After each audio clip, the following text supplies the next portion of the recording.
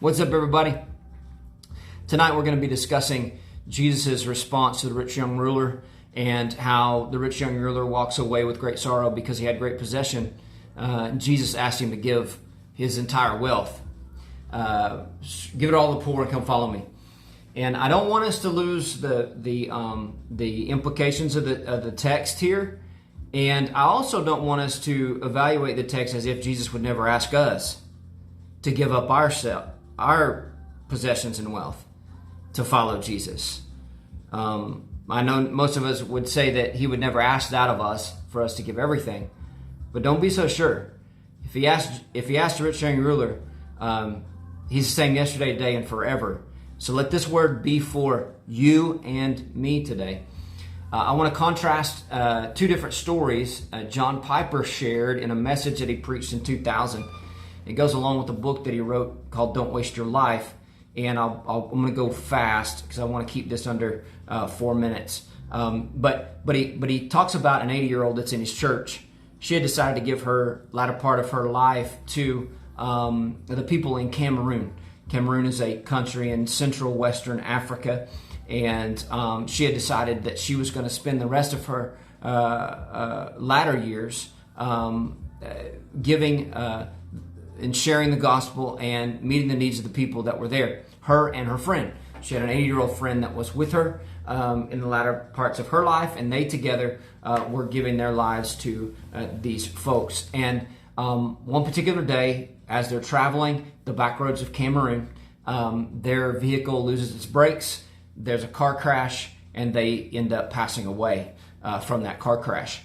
Word gets back to the church what happened, and somebody had said that it was a tragedy. What a tragedy that these two 80-year-olds were in a car accident in Cameroon. And John Piper looks at the crowd of college students that he's preaching to, and he screams to the top of his lungs as they're sitting out in the field. He screams top of his lungs, "That's not a tragedy. It's not a tragedy."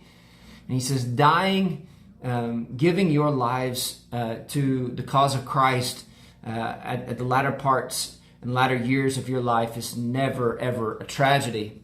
He says, I'll share with you what a tragedy is. And he contrasts it with another story.